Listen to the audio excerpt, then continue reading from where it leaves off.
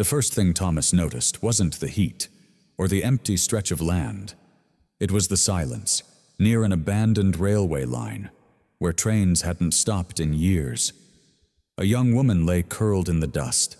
No crash, no blood, no call for help. Just someone who looked like she had decided it was easier to disappear than to be found. Thomas didn't stop out of curiosity. He stopped because he knew if he kept driving, no one else would turn back. Thomas Reed didn't say much on the drive back. He kept his eyes on the road, hands steady on the wheel, as if sudden movement might break whatever fragile truce the moment had made. The old maintenance station sat where the tracks curved and disappeared into the hills. Tin roof, one light still working, the kind of place people forgot once trains stopped caring about it. He carried Clara inside without hurry, not like someone rescuing, more like someone returning something that had wandered too far from shelter. He laid her down on a narrow cot by the wall, set a blanket over her shoulders, not tight, just enough. Then he stepped back. Thomas had learned, a long time ago, that some people don't need questions. They need space. So he didn't ask her name, didn't ask where she'd come from, didn't ask why she was alone out there. He poured water into a dented cup and left it within reach, turned the lamp lower, opened the door just enough to let the heat out. Every movement slow, measured, like he was working around something that could shatter if touched the wrong way. When he checked her pulse, he didn't hold on, just 2 fingers, long enough to know she was still here. There are touches that take, and there are touches that give. This was the second kind. Thomas had seen too many people confuse the two, seen help turn into ownership, concern turn into expectation. So when his hand brushed Clara's forehead, it wasn't to claim anything. It was to cool the fever burning under her skin. And when she flinched, he pulled back right away. No offense taken, no questions asked. That kind of restraint doesn't come from politeness. It comes from knowing how much damage a single moment can do. Clara stirred sometime near dusk. Her eyes opened, unfocused at first. She looked at the ceiling like she wasn't sure it was real. Then her gaze shifted, landed on him. Froze. Thomas stayed where he was. Didn't step closer. Didn't speak right away. "You're safe," he said finally, just once. Then silence again. She relaxed, just a little, enough to tell him the words had landed. There's a kind of care that doesn't ask to be seen. It doesn't lean in for gratitude. It doesn't stay longer than it's welcome. It's the kind you give a child who's fallen in the street. You help them up, dust them off, and once they're standing, you let go. The world doesn't see much value in that kind of love anymore. It prefers gestures that can be posted, help that comes with proof, kindness that keeps score. But every now and then, when someone is at their weakest, that quiet kind is the only one that works. Clara drank the water slowly. One sip, then another. Thomas turned away while she did, busying himself with tools that didn't need fixing, not because he wasn't watching, but because he didn't want her to feel watched. Outside, the wind moved through the dry grass. The tracks hummed as they cooled, and for the first time since she'd collapsed by the rails, Clara slept without curling in on herself. Thomas stayed in the chair by the door, not guarding, just present. Because sometimes the most powerful thing you can offer another person is not your strength, not your answers, not even your courage. It's knowing exactly when to reach out and exactly when to let your hands fall back to your sides. And if you've ever needed that kind of care, even once, you already know why this moment matters. Clara didn't speak right away. Morning light crept through the cracked window, laying thin lines across the floor. Dust hung in the air. The station smelled of oil and old wood, like a place that had seen better years and never bothered to pretend otherwise. Thomas worked the coffee pot without looking at her, the slow scrape of metal, the hiss of heat. When she finally spoke, her voice was steady, too steady for someone who had collapsed the night before. "I didn't leave because I stopped believing," she said. Thomas paused, just for a second, then kept pouring. "I stayed longer than I should have," she went on, long after things felt wrong. She sat up, pulling the blanket closer, not for warmth, for ground. The community center wasn't what people thought. It talked about care, about service, about doing right, a breath, but behind the doors, it was something else. Thomas leaned against the counter. Still didn't interrupt. She told him about the records, the missing funds, the quiet rules no one wrote down but everyone followed.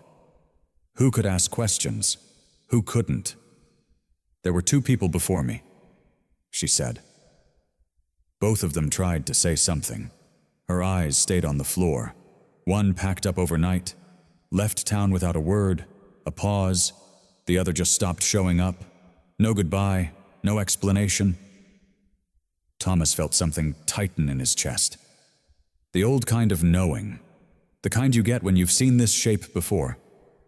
"They said it was coincidence," Clara continued. "Said people come and go." She shook her head. "But that's not leaving. That's being erased, outside."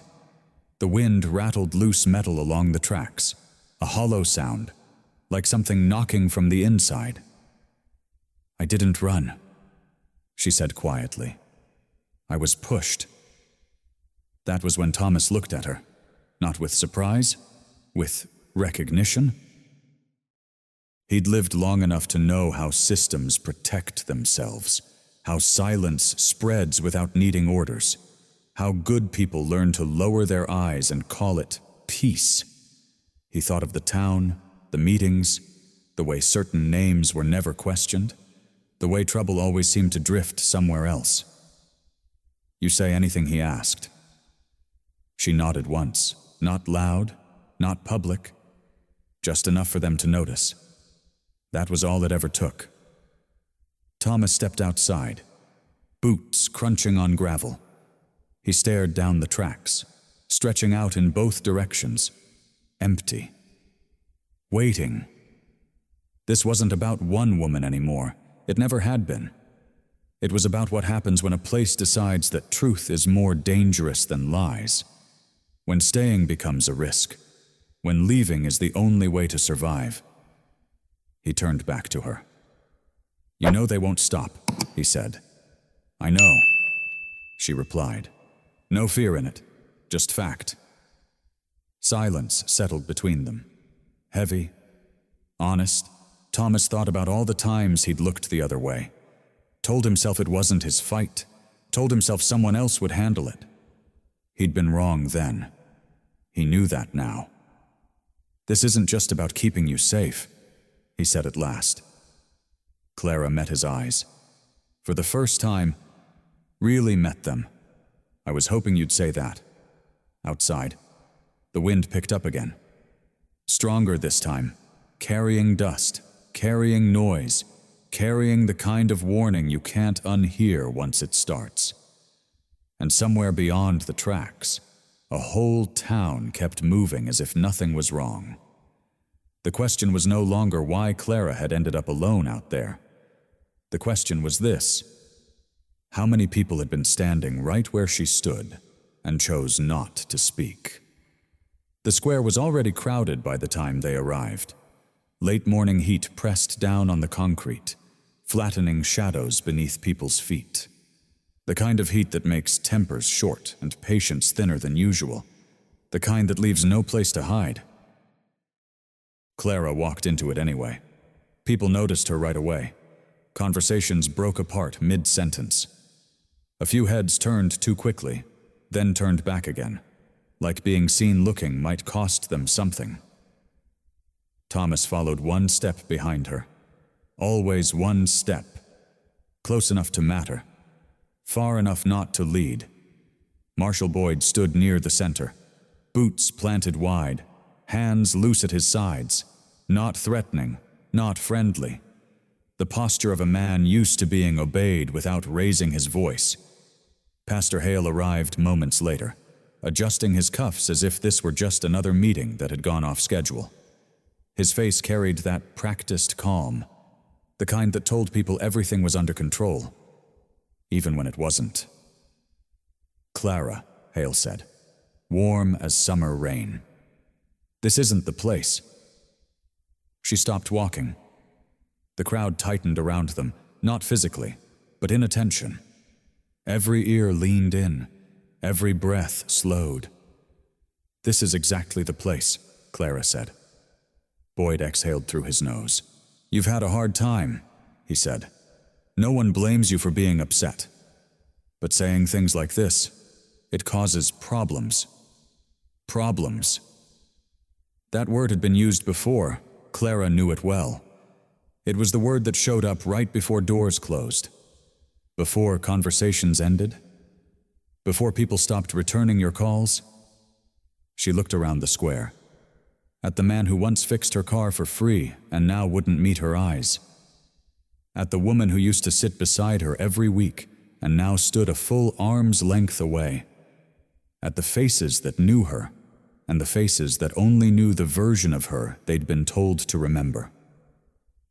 People like to believe silence comes from fear. But fear is loud inside your chest. It makes your hands shake. It makes your thoughts race. Silence comes later. Silence comes when you're tired of fighting a current that never seems to change. When you realize speaking costs more than staying quiet. When you convince yourself that surviving is enough. Clara took a slow breath. "I didn't come here to tear anything down," she said. "I came because I've been holding something too heavy for too long." Murmurs rippled through the crowd, quick and nervous. Pastor Hale stepped closer.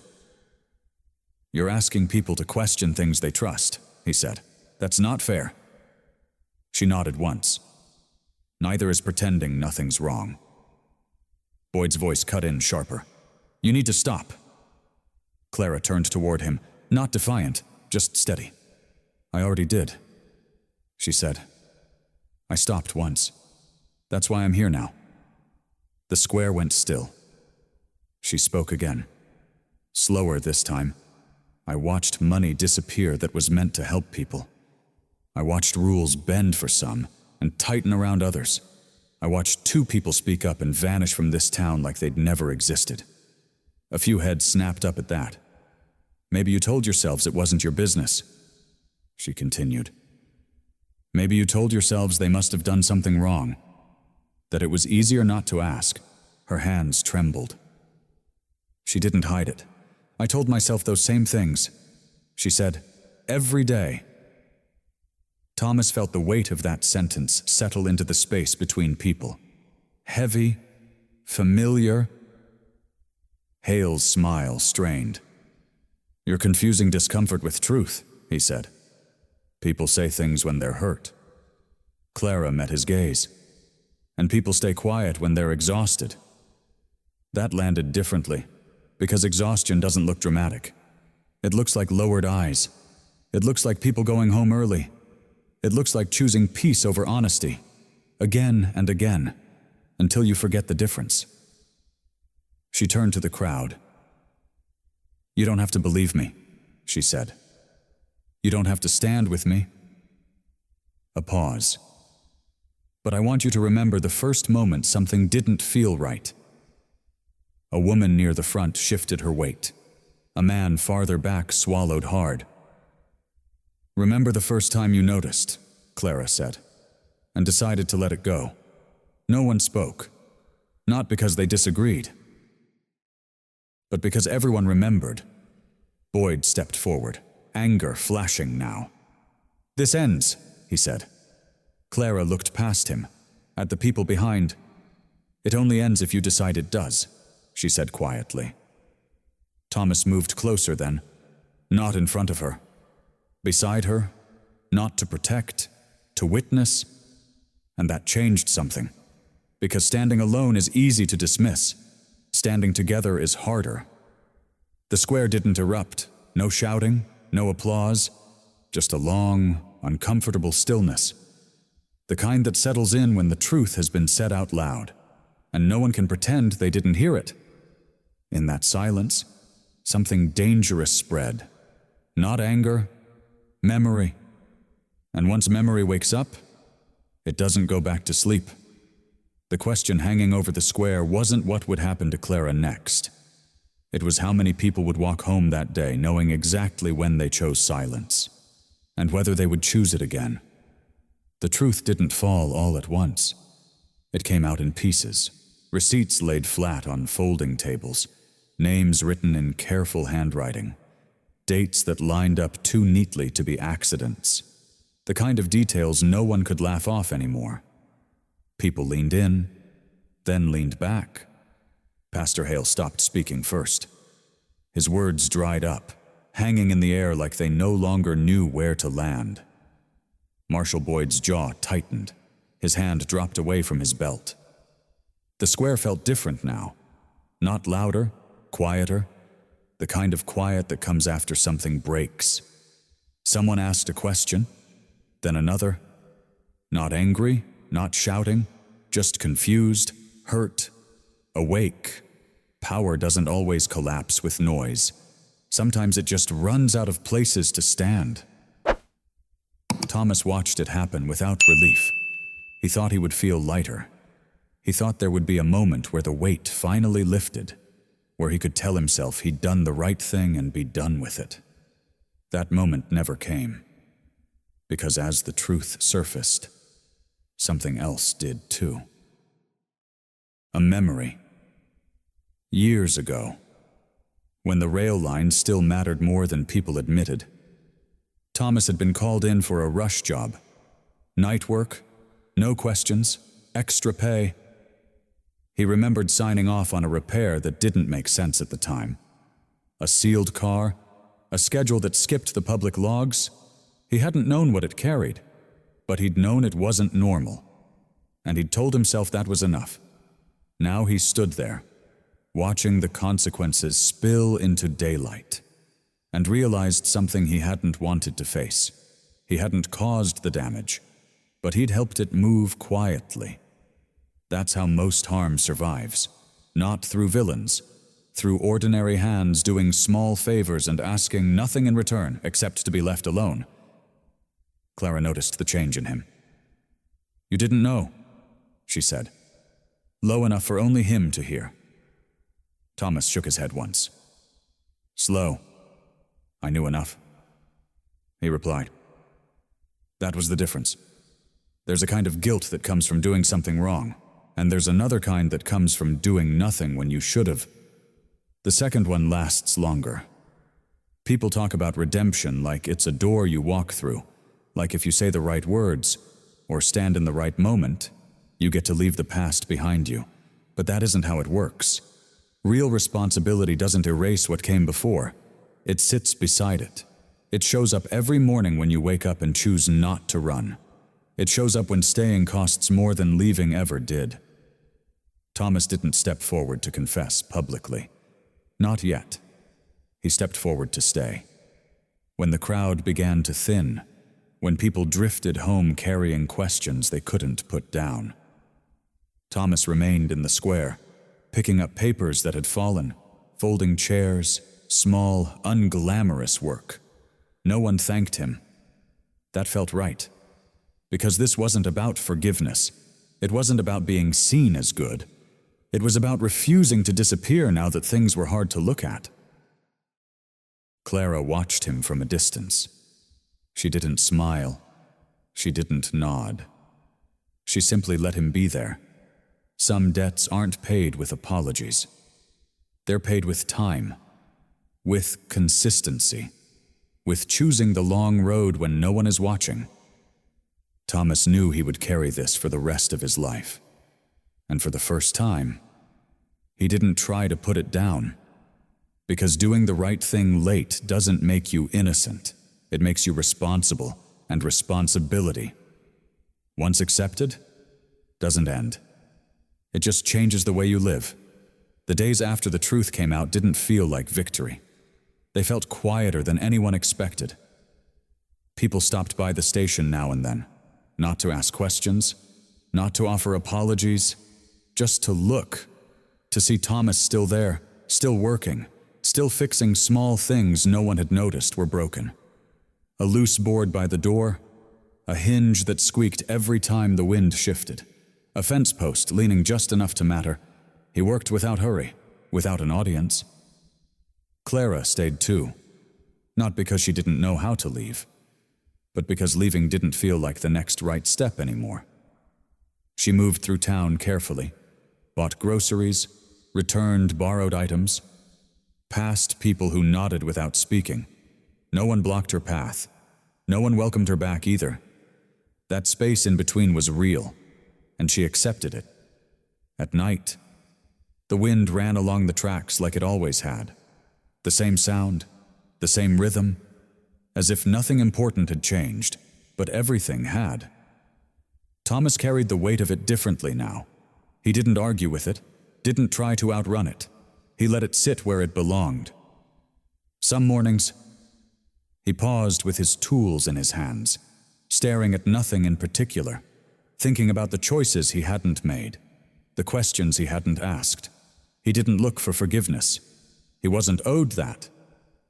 And Clara didn't offer it, not because she wanted him to suffer, but because forgiveness isn't something you hand over to make a story feel complete. It's something you choose when you're ready, or never choose at all. She understood that now. People like to think healing comes with a clear ending, a moment where everything lines up and feels settled. But healing often looks like this instead. Waking up and choosing honesty over comfort. Staying when leaving would be easier. Living with the truth without asking it to make you feel better. Clara never said she forgave Thomas. She didn't need to. What mattered was that he stayed, that he didn't explain himself, that he didn't ask her to see him differently. He simply kept showing up, fixing what he could, leaving the rest alone. Some evenings, they sat outside the station without speaking, the sun dropping low, the light catching on rusted metal and worn wood. No grand conversations, no declarations, just two people sharing the weight of what had happened without trying to make it lighter than it was.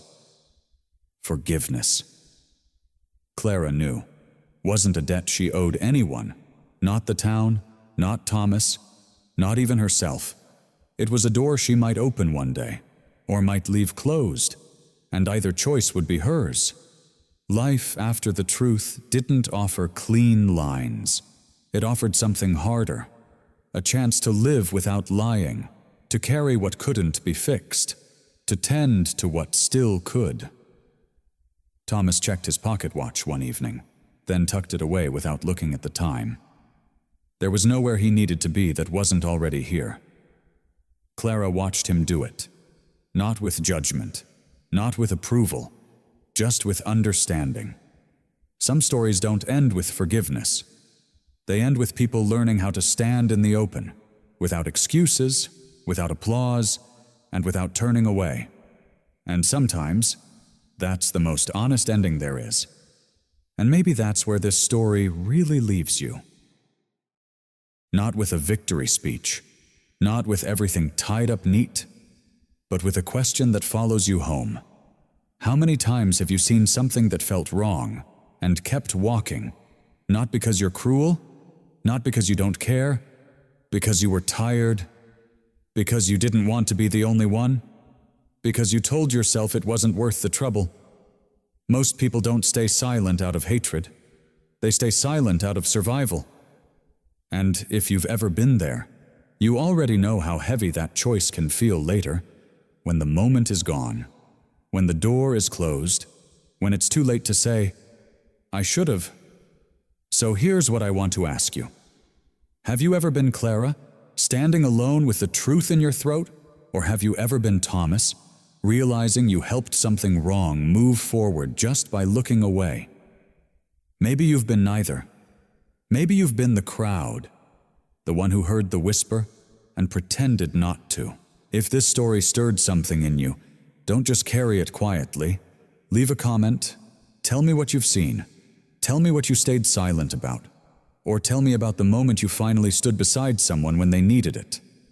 And if you know someone who needs to hear this tonight, share it with them. We don't fix the world in one day, but we can stop pretending we didn't notice. And if you want more stories like this, stories that don't flatter us, but tell the truth then, like the video, subscribe to the channel, and stay with us.